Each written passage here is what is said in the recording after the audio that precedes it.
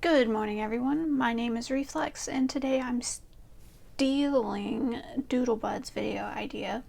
To be fair, he did ask what pins we would choose, so here's my answers. And if you haven't seen their video, they went through and picked their favorite pin out of 5 different categories, as well as 2 bonus pins, but we'll get into that as we go along in the video. So those 5 categories, the 5 main categories are EDC, pocket pin, vintage, luxury / grail, travel. So those are the 5 categories. The first category, EDC, everyday carry. When I hear EDC, I think rugged and reliable. And when I think rugged and reliable, I think Lamy 2000. So I am in agreement with Doodlebud here, and I'm sure many other people will feel the same way on this decision. The fiberglass reinforced polycarbonate, or macrolon, or whatever Lamy wants to call it, feels very nice in the hands, and it's also proven itself very durable after I've dropped it a few times. Even once it scraped some metal, and I think it got like a tiny little ding, but I just kind of like rubbed my finger on it and it was gone, so it was like nothing.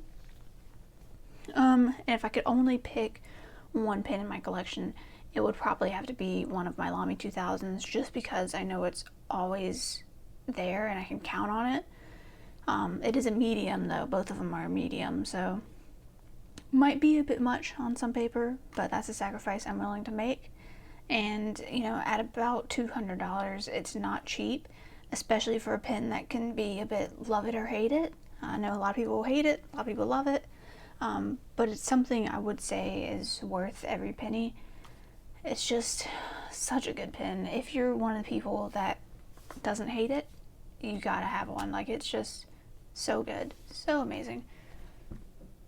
It's got the piston, it's got just ultra reliable nib, amazing cap, comfy body that doesn't get slippery for me. I'm one of those people that gets like sweaty fingers, and then some of these plastic pins start to feel slippery if the grip isn't shaped good enough.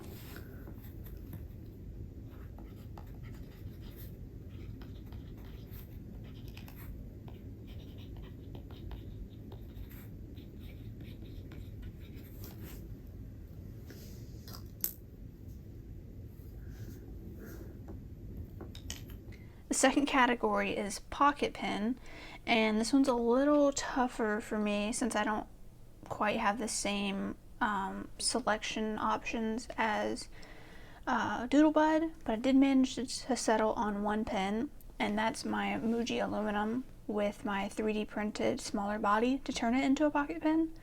And the reason that's an easy decision is because it's the only pocket pin I keep consistently inked. So I guess that was an easier decision than I let on. But you know, it's an enjoyable pen with a nice reliable nib and a solid feeling body. Even with the 3D printed part, it still feels pretty solid. And at about $20 for the pen, I think you can get it cheaper, like on Amazon and stuff. I'd say it's a pretty good fountain pen. It's one that I think it's worth having in everyone's collection.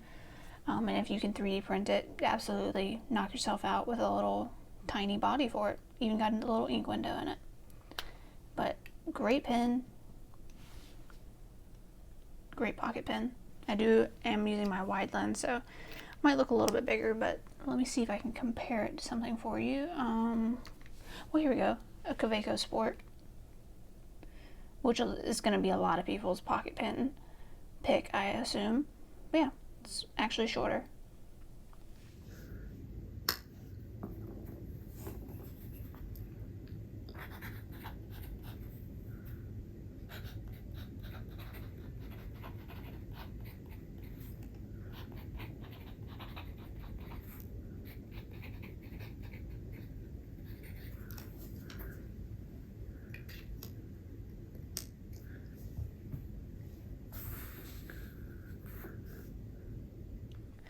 Next, we have a category of pins that I know a lot of people are afraid of, and that's a vintage pin. And if you know me, you already know what I'm going to pick. You can go ahead and say it with me now. It's going to be a Pelican M200. I love vintage Pelican M200s, particularly my gray marble variants. I just love the gray marble looking ones. And I've bought my fair share of them, but I've pared them down to 2 gray ones and a blue one. And this is my like beater, with air quotes, M200. A lot of people were like, why are they so great? And not a lot of people are buying vintage M200s on eBay like I am. Like, I'm always looking through M200s on eBay, and I see the same ones listed for months and months and months. Sometimes it feels like I'm the only one buying them. But, I mean, they're amazing. The steel nib, absolutely incredible. They can feel like a soft gold nib. They're incredibly smooth, and they can handle anything I throw at them. I use this beater M200 exclusively with DE Atramentis Document Urban Gray, which is a pigmented ink, and it has no problems at all. It doesn't dry out. Now, if you leave it sitting, I'd say probably about a week, the ink itself starts to get kind of bad, like the pigment will start to settle or whatever. And so then I just flood the feed to get more pigment into the feed, and then it's fine. It doesn't dry out. You can still write with it, but like no pigment really comes out. But if you just flood the feed, then you're good to go. And the piston is buttery smooth.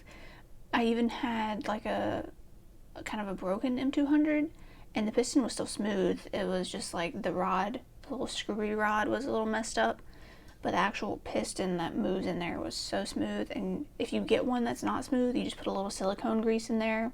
They're old. They might lose their smoothness after a while, but put in some new silicone grease and they are good to go. The writing experience is superb. They're nice soft nibs. And personally, I think they're very nice looking. I love the big ink window. I love the marble designs. This is the old style with a derby cap, which I like. I like the nice smoothed over cap as opposed to the crown cap, I think it's called. I forget what the new style is called. That's the new style with the crown or whatever. And then the derby cap just has the smooth dome cap, which I'm a big fan of. Only thing I'm not a big fan of with these older styles is that it doesn't have a band at the end. That just kind of looks off to me. But good luck finding a gray marble with a band there. If you do, let me know. And I think you can get them on eBay. I know you can get them on eBay for like $50 to $70. I've got like 2 or so new old stock ones for about $70. And you can get one in like perfect writing condition for $50 or so. And to me, that's a no-brainer. Like, that's one of the best pens you can get at that price if you're willing to go vintage and if you're willing to go buy a pen on eBay. But from what I've heard about modern M200s, it's absolutely worth it.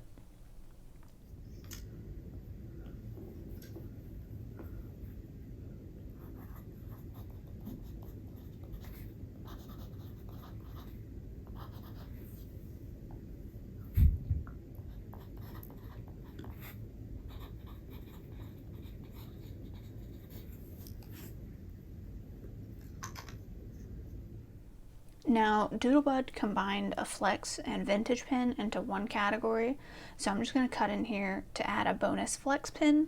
I only have 2 flex pens, and one makes me want to die, so this is an easy option.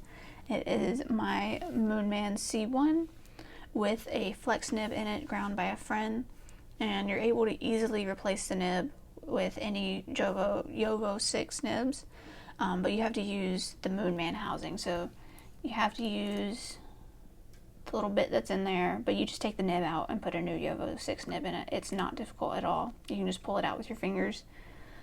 The Moonman, or Mahjong C1's feed, is surprisingly capable of outputting vast amounts of ink. I also have one with a bent Jinhao nib in it that can lay down some serious amounts of ink. But I don't get super insane amounts of flex with this nib when I put it in the C1. It can't supply quite the amount of ink that this nib is willing to put out. But you can still get a reasonable amount of flex that is fun, and it's, I think, more reliable of an overall package than my FPR Himalaya GT V2. That's also just a giant mouthful. So at $25, this would be my go-to recommendation for anyone that wants to get into flex pen.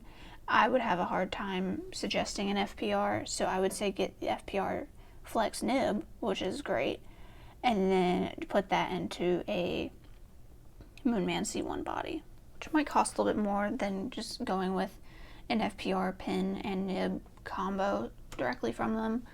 But I think that's a worthy trade-off because my FPR leaks like crazy no matter what, so I hate that thing.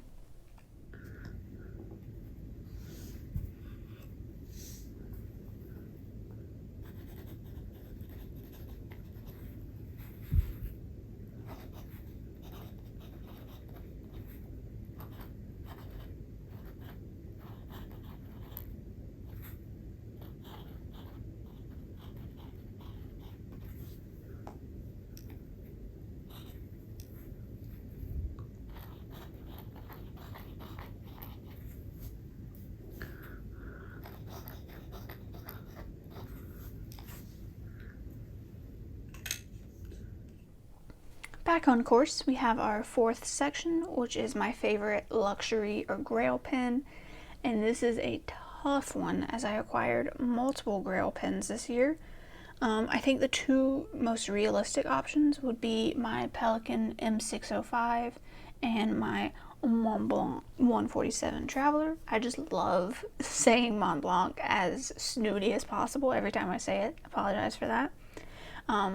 But it's a tough decision, but I think I would have to go with my M605 for multiple reasons. First of all, I think it's the first Grail level pen that I set my heart on, although technically I was wanting to get the M405, but in the same trim. But I mean, same pen basically, just a tiny bit bigger. Now I would consider myself a very big Pelikan fan, but I would not recommend a modern Pelikan pen to most people. Because like the writing experience is nice, but I would actually say the steel nibs in my vintage M200s feel nicer. There is just something so special about this pen though to me. Like I know a lot of people don't like how light they are because of how cheap it feels to them, but that's actually one of my favorite parts of Pelikan pens. Even the small M200 is very comfortable for me because it's so light that like it being small just doesn't matter. And just like writing with Pelikans just feels so effortless and joyful to me. And if I keep going on, this is just going to devolve into a Pelikan love story. So let's move on. I think this M605 goes for about $400. I didn't pay anywhere near that, and I wouldn't recommend that you do either. But it's a wonderful pen. Absolutely love this guy. I mostly use it for journaling and like little doodles, but I love it. Oh, it's so pretty.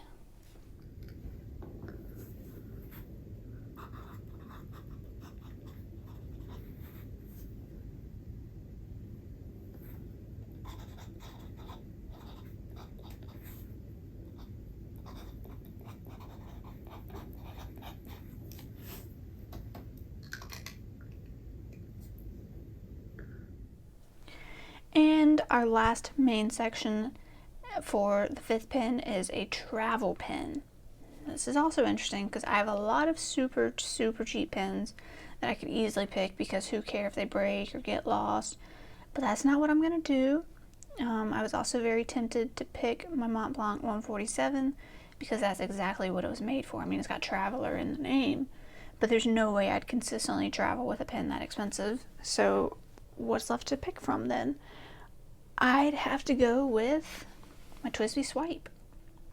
It's also a bit of an odd choice since I didn't bring it with me last time I traveled, but if I could only bring one pen while traveling somewhere I'm unfamiliar with, it'd have to be this pen because it's just got solid snap cap, great ink capacity, and multiple ways you can put that ink in there. If you want the big converter or you want to just bring those giant cartridges, you're good to go. and it's also been pretty reliable for me.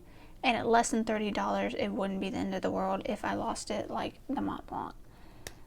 Got a decent nib. The fine is I think fine enough to write on crappy paper while you're traveling. And you have quite a bit of ink capacity. And you can also put in those giant cartridges that come with it. Well, only one cartridge comes with it, but you can get more, and they're huge. That would be very nice for traveling.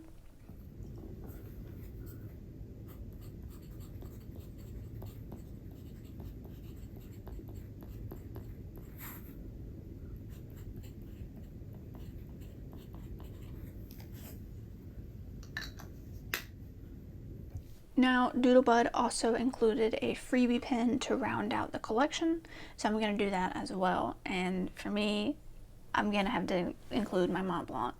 After littering little mentions of it throughout the video, you probably could have guessed that was coming. But it's my most expensive pen, and it is far from perfect, but there's something special about Mont Blanc. They're obviously like a big status symbol, which I don't care about, but the history and the fact that others valued it so highly definitely made me want to try one eventually, just to see like what all the hype is about. I also love the fact that the 147 is basically a 146 that takes cartridges. I don't know why, but I just find that kind of funny. And I do like the ease of use over the piston filler, just being able to pop out the cartridge, put in a new one, which is pretty handy because this medium, I'm back to saying it's a medium, not a broad. This medium is super wet and it flies through some ink, so I am always having to change cartridges. As a matter of fact, let's go ahead and pop out the cartridge and see how much I have left. Not much. Not much. I am flying through cartridges with this bad boy. But it's amazing, super comfy. I don't feel the need to post it, which is exactly what I like. I like to get a big pen that I don't need to post. And I don't have the case that the Travelers came with. I am thinking about maybe getting one, but they're expensive, but they're cool because they hold the pen as well as I think 6 extra cartridges, and it's nice leather and it's cool, but I think that would round out my collection. So that would be my Mont Blanc 147, my M605, my TWSBI Swipe, my Muji Aluminum, my Moonman C1, and Lamy 2000. Yeah, if I could only live with those pens for the rest of my life, I would have all my bases covered, and I honestly would have no need to get any other pens. Oh, and my M200, forgot about that, of course. But yeah, there would be no need for any of the other pens, except for, you know, they're cool and I like playing around with them, whatever, you know how it is.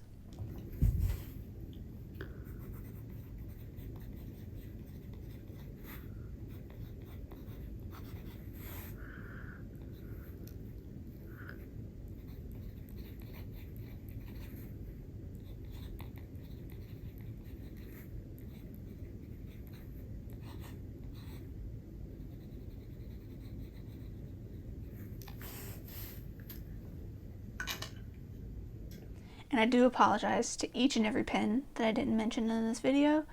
And speaking of each and every pen, be sure to tune in to next week's video if you want to see what my collection is looking like compared to last year.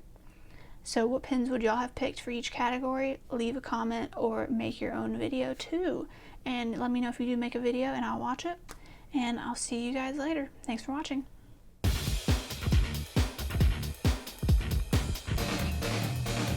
Putin versus people. Evil versus good. Spank that little prick. Bare ass against wood.